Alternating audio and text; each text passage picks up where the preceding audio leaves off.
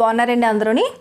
ఈరోజు క్లాస్లో వచ్చేసండి బ్లౌజ్ మనకి కటింగ్ బాగానే వస్తుంది, స్టిచ్చింగ్ బాగానే వస్తుంది.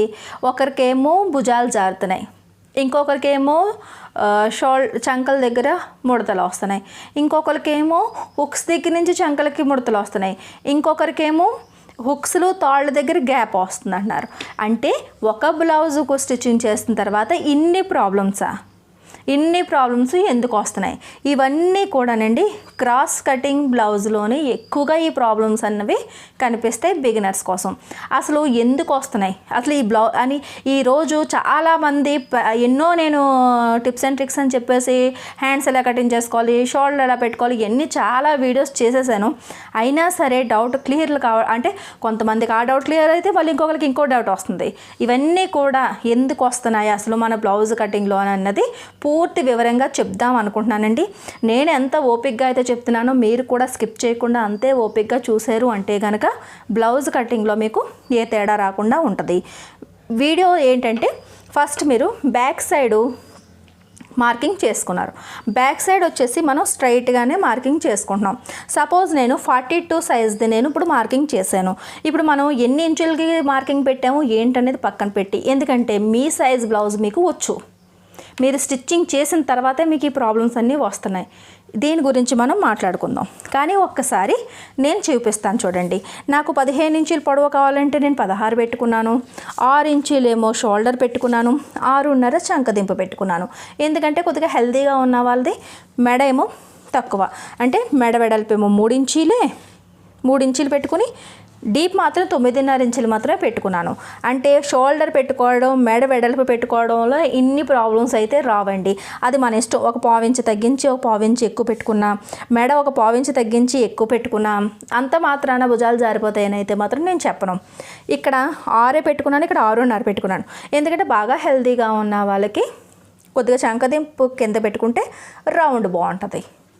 అందుకని ఇప్పుడు మనం ఈ చంకదింపు కింద పెట్టినప్పుడు రౌండ్కి వచ్చేటప్పటికి ఇక్కడ 1.5కి పెట్టాను, ఇక్కడ 1.5కి ఇలా పెట్టి ఇలా పైకి పెట్టుకున్నారనుకోండి, క్లాత్ ఇక్కడ ఎక్కువైపోయి బాడీ మీదకి వెళ్ళేటప్పటికి ఇక్కడ కుడత వస్తుంది. First point. Second point, back సైడ్లో మనం చేయాల్సింది సెకండ్ పాయింట్ ఏంటంటే, ఇది ఇంకొకటి అడుగుతున్నారండి డౌట్. అంటే 6.5 ఆర్మ్ రౌండ్కి పెట్టినప్పుడు అంటే డౌన్ పెట్టినప్పుడే తీసుకోవాలా, ఏదైనా తీసుకోవాలా, ఏ సైజుకైనా సరే 1.2 తీసుకోండి. ఎవరి బాడీ తగ్గట్టుగా వాళ్ళకి ఆల్రెడీ మనం ఆర్మ్ రౌండ్ పెడుతున్నాం, డౌన్ పెడుతున్నాం, దాని తగ్గట్టుగా ఇక్కడ 1.2 పెట్టుకోండి. అంటే బిగినర్స్కి 1.2 అంటే అర్థం కాదని 1.5 అని చెప్పేస్తారు. దానివల్ల ఏంటంటే కుట్టేటప్పుడు మనకి బ్లౌజ్ అంటే స్టిచ్ అయిపోతుంది కానీ ఈ ముడతలు అనేవి వస్తాయి. First point. ఇంకొకటండి, మనం బ్యాక్ సైడ్ మార్కింగ్ చేస్తున్నప్పుడు బ్లౌజ్ పీస్కి కింద నుంచి కాదండి పైనుంచి మార్కింగ్ పెట్టుకుంటూ రండి. షోల్డర్ దగ్గర లైన్గా ఉంటుంది కాబట్టి మీకు ఎగుడు దిగుడు రాకుండా ఉంటుంది. నడుం దగ్గర ఎగుడు దిగుడు వచ్చినా పర్లేదు కానీ షోల్డర్ దగ్గర రాకూడదు. అదొకటి గుర్తుపెట్టుకోండి. పైనుంచి తీసుకోండి. మన సైజు ఒకవేళ 42 అనుకోండి, 42లోని 4వ వంతు 10.5 వస్తుంది.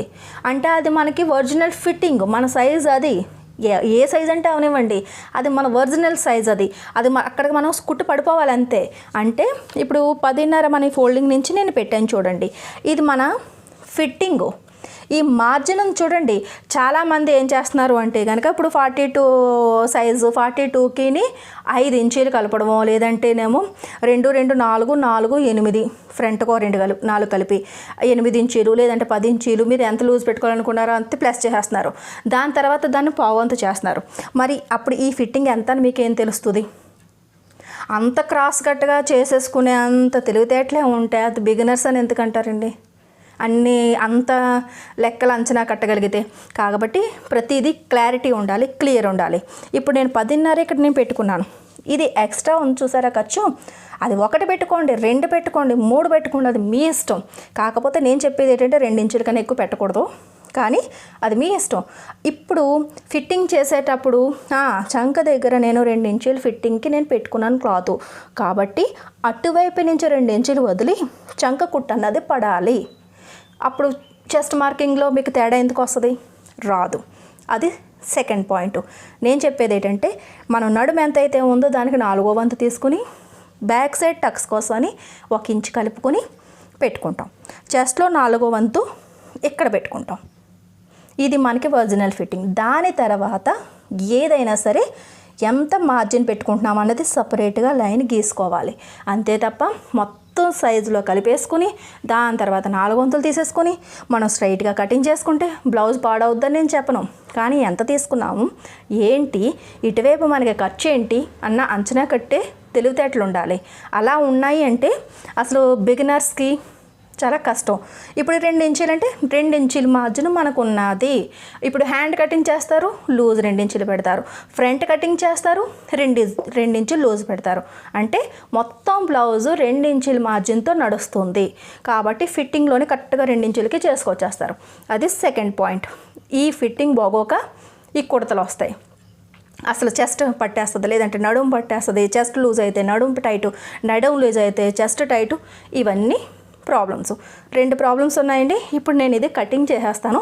దాని తర్వాత ఫ్రంట్ వైపు గురించి మాట్లాడుకుందాం. ఇప్పుడు నేను బ్యాక్ సైడు కటింగ్ చేసేసాను. మనకి క్రాస్ కటింగ్ కావాలి. ఇక్కడ కింద మనం హ్యాండ్స్ కటింగ్ ఇలా తీసేస్తున్నాం. తీసిన తర్వాత మధ్యలో మిగిలిన క్లాత్ని ఫ్రంట్ తీద్దాం అనుకుంటున్నాం. సరే, ఇప్పుడు నేను ఇది తీసాను. ఒకవేళ మెడ కటింగ్ చేయలేనప్పుడన్నా చేసిన తర్వాతన్నా క్రాస్ కటింగ్ ఉండాలి అన్న దాంతో ఏం చేస్తున్నారంటే ఇలాగా క్రాస్గా పెడుతున్నాం, లేదంటే ఇలా పెట్టుకోవచ్చు. ఏదైనా సరే క్రాస్ ఉండాలి. ఇలా పెట్టుకుంటే ఇంకా క్లాత్ మనకి సేవ్ అవుతుంది. ఇప్పుడు ఇలా పెట్టినప్పుడు ఒక్కటండి, ఇంకొక విషయం చెప్పాలనుకుంటున్నాను. బిగినర్స్కి చంక రౌండ్ తీయడమే కష్టం. మనం ఇలా ఎల్ షేప్ ఉన్నప్పుడు ఈ చంక రౌండ్ తీయడమే కష్టం. ఆ రౌండ్ తిప్పడానికే, ప్రాక్టీస్ చేయడానికే చాలా టైం పడుతుంది. అలాంటిది ఇప్పుడు బ్యాక్ సైడ్నేమో ఇలా గీతలు గీసేసుకుంటారు మీరు. ఇక్కడేమో 2 ఇంచులు తగ్గించుకునేటప్పుడు మనం ఏం చేస్తామంటే ఇలా 2 ఇంచులు తగ్గించి ఇప్పుడు ఇది ఇలా గీసినప్పుడు మీకు నేను చాక్తో మార్కింగ్ చేసి చెప్తాను. చాలా వరకు ఇలాగే చేస్తున్నారు. ఇలా చేస్తే ప్రాబ్లం ఏం లేదు. ఇలాగైతే తప్ప అండి అంటే నేను చెప్పలేనండి. ఇది ఎక్స్పీరియన్స్ ఎక్కువ ఉండి బాగా ట్రైనడ్ అయ్యి ఎవరికైనా సరే కటింగ్ చేసి అంచనా కట్టే వాళ్ళైతే కటింగ్ కట్టే. కానీ మనం ఇప్పుడు మాట్లాడుకుంటుంది బిగినర్స్ గురించి. ఒక వీడియోని టైం తీసుకుని స్పెండ్ చేసి చూస్తాము అంటే నేర్చుకోవాలి అన్న ఉద్దేశం ఉన్న వాళ్ళు మాత్రమే చూస్తారని నా ఉద్దేశం. మరి అలాంటప్పుడు వాళ్ళకి ఏమీ రానప్పుడు మీకు నేర్పించేటప్పుడు ఇది మీకు ఎలా అంచనా కడతారో కష్టం అది. ఇప్పుడు మనం ఇలా రౌండ్ తీసేస్తున్నాం. ఇప్పుడు మనం ఓన్లీ మెడ గురించి దీని గురించి మాట్లాడుకుందాం. ఇది ఇలా గీసేసినప్పుడు ఇది ఏం కాదు, ఇంకా 2 ఇంచులు ఇలా తగ్గించేసినప్పుడు ఇలా వస్తుంది. ఇక్కడ రౌండ్ తీసుకోవడం అన్నది అది వేరే పద్ధతి. అది దాని గురించి ప్రాబ్లం రాదు. ప్రాబ్లం అంతా పైన వస్తుంది. ఇది ఇలా గీసేసిన తర్వాత ఇప్పుడు మనకి మెడ వచ్చేసి ఎవరికైనా సరే ఇంచుమించులో ఒక 6.5-7 ఇంచుల వరకు కూడా మనం పెట్టుకుంటాం. ఇది 6.5. ఇప్పుడు ఇలా గీసేసి దీనికి ఇలా తిన్నంగా ఇలా లైన్ గీసేసి ఇలా పెడితే మెడ ఇలా పెట్టుకుంటారు. ఇలా మెడ పెట్టినప్పుడు ఈ లైను కరెక్ట్గా ఉందని గ్యారెంటీ ఏంటి? తేడా కూడా రావచ్చు. బిగినర్స్కి ఈ లైన్ కరెక్ట్గా తీస్తారన్న నమ్మకం అయితే లేదు. దాని తర్వాత ఈ ఎల్ షేపు ఇలాగా ఎక్కడుందో తెలియదు. సో చంక రౌండ్ అనేది మామూలుగానే ఈ గీత కూడా గీయకుండా ఇలాగే ఎక్కడో తీసేసుకుంటారు. మరి ఎగుడు దిగుడు అయిన తర్వాత ముడతలు రాకపోతే ఇంకేం వస్తాయండి? నేను అనేది ఏంటంటే ఇది పద్ధతి కాదు. ఇది బాగా ఎక్స్పీరియన్స్ ఉండి ఇంకా అంటే బాగా ట్రైనడ్ అయిపోయిన తర్వాత ఈ పద్ధతి పనిచేస్తుంది. పని తక్కువ చేసుకోవడానికి. మరి ఎలా కట్టు అంటే కనుక మీరు ఈ లోత్ ఎంత తీసుకోవాలనుకుంటున్నారు, మెడ ఎంత తీసుకోవాలనుకుంటున్నారు, షోల్డరు చంకదింపు ఒకటే మారదు. బ్యాక్ సైడ్ ఎంతో ఫ్రంట్ సైడ్ కూడా అంతే. ఇప్పుడు ఫ్రంట్ వైపు నెక్ మారుతుంది, ఇక్కడ లోతు మారుతుంది. అది ఒక న్యూస్ పేపర్ మీద కటింగ్ చేసుకోవాలి. నేను మీకు న్యూస్ పేపర్ మీద మార్కింగ్ పెట్టి నేను చూపిస్తాను. ఇక్కడ చూడండి, న్యూస్ పేపర్ మీద నేను స్ట్రైట్గా మార్కింగ్ చేస్తాను. మనం బ్యాక్ సైడ్ షోల్డర్ ఎంత పెట్టుకున్నామో నేను అంతే పెట్టుకున్నాను. మెడ వెడల్పు ఎంత పెట్టుకున్నామో అంతే పెట్టుకున్నాను. ఇక్కడ మెడ డీప్ వచ్చేసి నేను 7 ఇంచీలు పెట్టుకున్నాను. అది మీ ఇష్టం, అది మీరు ఎప్పుడు ఎలా పెట్టుకుంటారో 6.5 కానీ 7 కానీ పెట్టుకోవచ్చు. ఇక్కడ 3 కాబట్టి ఇక్కడ 3 పెట్టుకుని లైన్ గీసుకుని నేను రౌండ్ తిప్పేసుకున్నాను. అదే రకంగాని పొడవు వచ్చేసి 13 ఇంచులకి ఇలాగే గీత గీసాను స్ట్రైట్గా. దీని నుంచి గీత నుంచి 1 ఇంచుకి నేను పైకి మార్కింగ్ చేసి ఇక్కడ 3 ఇంచుల దగ్గర 1 ఇంచు కిందకి దించి ఇలాగ షేప్ ఇచ్చుకున్నాను. అది ఎప్పుడు మీరు ఎలా అయితే షేప్ ఇచ్చుకుంటున్నారో అలాగే ఇచ్చుకోండి, అందులో ఎటువంటి తేడా లేదు. నేను దాని గురించి మాట్లాడట్లేదు, బ్లౌజ్ కటింగ్ గురించి కాదండి. ఇప్పుడు ఇక్కడ ప్రాబ్లం, ఇక్కడ ప్రాబ్లం. ఈ ఫ్రంట్ వైపు కూడా మనం బ్యాక్ సైడ్ 2 ఇంచుల మార్జిన్తో వెళ్ళినప్పుడు ఫ్రంట్ కూడా 2 ఇంచుల మార్జిన్తోనే వెళ్ళాలి. ఇప్పుడు ఈ చంక రౌండ్ దగ్గరకు వచ్చేటప్పటికి, ఆమ్ రౌండ్ దగ్గరకు వచ్చేటప్పటికి మీకు ఒక క్లారిటీ వచ్చింది. ఇప్పుడు బ్యాక్ సైడ్ చంక దింపెంతో అంతే పెట్టుకొని ఇలా స్ట్రైట్గా గీత గీసుకున్నాం. చెస్ట్ మార్కింగు, లూజింగ్ మార్కింగు అయిపోయినాయి. ఇప్పుడు ఇక్కడి నుంచి మనం బ్యాక్ సైడు ఇది చూడండి, ఇది బ్యాక్ సైడ్కి 1.25కి మనం పెట్టుకున్నాం ఇలాగా. అదే 3/4 ఇంచుకి, 3/4 ఇంచ్ అంటే 1 ఇంచు కన్నా 2 గీతలు తక్కువ, 2 గీతలు తక్కువ. ఇలా 3/4 ఇంచుకి ఒక మార్కింగ్ గీసుకుని ఇక్కడి నుంచి ఇలాగా రౌండ్ పెట్టుకోండి. ఫ్రంట్ వైపు లోతు తీయాలి కదా, ప్రత్యేకించి మీరు లోతు తీయాల్సిన అవసరం లేదు. ఇది ఆటోమేటిక్గా లోత్ అనేది 6 ఇంచుకి డౌను అయిపోయింది. చూసారు కదా, ఇక్కడిక్కడే ఈ లైన్లోనే చంక రౌండ్ అనేది ముద్దుగా వచ్చింది. ఇప్పుడు కటింగ్ చేసేస్తున్నాను. మీకు అర్థం కాదని ఇంతవరకు నేను కటింగ్ చేయలేదన్నమాట. ఫ్రెండ్స్ ఇప్పుడు చూడండి, ఇది ముందు మెడ కట్ అయిపోయింది, చక్కగా చంక రౌండ్ కట్ అయిపోయింది. మీరు రౌండ్ ఎలా తీసుకోవాలనుకుంటున్నారో అలాగా మొత్తం అంతా కటింగ్ చేసాం. అంటే మనం క్రాస్ కటింగ్లోని ఏమేమైతే పెట్టుకోవాలనుకుంటున్నామో అవే స్ట్రైట్గా ఒక న్యూస్ పేపర్ మీద పెట్టుకున్నాం. పెట్టుకున్న తర్వాత ఇప్పుడు మన లైనింగ్ పీసు ఇక్కడ ఉంది. మన లైనింగ్ పీస్ ఇక్కడ ఉన్నప్పుడు ఇది సేమ్ టు సేమ్ అక్కడే ఆ మార్క్లోనే నేను పెడుతున్నాను. పెట్టి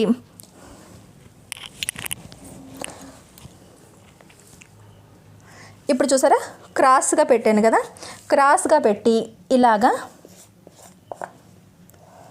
చక్కగా ఎలాగైతే ఉందో నేను బ్లూ కలర్ చాక్తోని పెడుతున్నాను. చూడండి, ఇందాక రఫ్గా క్రీమ్ కలర్తో పెట్టాను కదా, ఇలా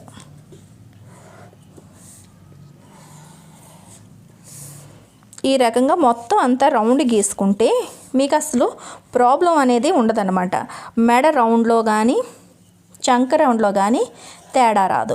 అప్పుడు ఏంటంటే ఈ షోల్డర్ డౌనింగ్లని, ఈ చంకల దగ్గర రౌండ్ల దగ్గర మనకి ఇక్కడ ఈ ముడతలు అనేది ఏది కూడా ఉండకుండా పర్ఫెక్ట్ కటింగ్ వస్తుంది. ఇది బిగినర్స్ చేయవలసిన పని. మీ కష్టం అంతా ఇక్కడ కటింగ్ చేసే బదులు, మార్కింగ్ పెట్టే బదులు న్యూస్ పేపర్ మీద కటింగ్ చేసుకుని అది క్రాస్గా పెట్టుకోండి. మీరు నచ్చినట్టుగా ఇలా మార్చుకోవచ్చు. చూడండి, ఇది క్రాస్ కటింగ్, ఇది స్ట్రైట్, ఇది అది కాకుండా ఇలా క్రాస్ అవుతుంది, ఇలా క్రాస్ అవుతుంది, అదే ఇలా కూడా క్రాస్ అవుతుంది. ఇలా ఎలా మీకు క్లాత్ అవైలబుల్గా ఉంటే అలా మీరు క్రాస్ తిప్పుకుని అందంగా చక్కగా ఇలా చూసారు కదా, స్ట్రైట్లో కానీ ఎక్కడ కూడా ఏమీ తేడా రాదనమాట. అప్పుడు ఈ చంకల దగ్గర మీకు ముడతలు రావు, ఇవేమో షోల్డర్ ఫాలింగ్ రావు. ఎందుకంటే ఇక్కడ మార్కింగ్ అనేది మనకి కరెక్ట్గా ఉంటుంది కాబట్టి. ఇవి మెయిన్ ప్రాబ్లమ్స్ అండి. మనం బాగానే తీసుకుంటున్నాం. ఇప్పుడు చూసారు, ఇందాక నేను అంచనాగా తీసిన లైన్ ఇక్కడికి వచ్చింది అంటే ఇలా వచ్చింది. ఇలాగా రౌండ్ తిప్పుకోవడంలోనే అంత పర్ఫెక్ట్ అయితే ఎలాగైనా తీసేసుకోవచ్చు. ఇవన్నీ కూడా పర్ఫెక్ట్గా రావన్నమాట. అందుకనే ఇలాగ మనం కటింగ్ చేసుకోవాలి. ఇప్పుడు చూడండి, ఇలా షోల్డర్ మీద షోల్డర్ పెడితే పేపర్ కటింగ్ చూసారు కదా, ఇలా స్ట్రైట్గా పెట్టుకోవాలి. ఇలా స్ట్రైట్గా పట్టుకొని ఇలా చూసుకుంటే ఆటోమేటిక్గా ఈ చంక దింపు అనేది ఇవన్నీ కూడా చూసారా, అరించు ఈ చంక రౌండ్ అనేది గట్రా అన్నీ వచ్చేస్తాయి అన్నమాట. మొత్తం అన్నీ కూడా లోతులు ఏంటి అన్నీ వస్తాయి. ఇలా కటింగ్ చేసి ఒకసారి ట్రై చేసి మళ్ళీ స్టిచ్చింగ్ చేసి చూడండి. 2x2 క్లాత్ తక్కువ రేటు తీసుకోండి, ఒకసారి ట్రై చేయండి. అదే పేపర్ కటింగ్ మీ సైజ్ది మీరు కష్టపడి ఒకసారి కటింగ్ చేసుకుంటే ఇది కూడా మళ్ళీ నెక్స్ట్ టైం యూజ్ అవుతుంది. ఇదేమీ యూజ్లెస్ ఏమీ కాదు, కటింగ్ బాగుంటుంది. ఇలాగా ఈ ముక్కల్ని ఇలా పట్టుకొని మళ్ళీ మన ఒరిజినల్ బ్లౌజ్ పీస్ మీద, ఇది లైనింగ్ అయితే కనుక ఒకవేళ మీది బ్లౌజ్ పీస్ మీద పెట్టుకొని కటింగ్ చేసేసుకోవడమే. ఇలా అయితే కనుక ఈ ముడతలు అనేవి, ఇవి ఫిట్టింగ్లు అనేవి కొద్దిగా తగ్గుతాయని నా ఉద్దేశం. ఒకసారి ట్రై చేసి చూడండి. వీడియో నచ్చినట్లయితే కనుక ఒక లైక్ ఇవ్వండి. మన లక్ష్మీ ఫ్యాషన్ వాళ్ళ ఛానల్ని సబ్స్క్రైబ్ చేసుకోవడం మాత్రం మర్చిపోకండి.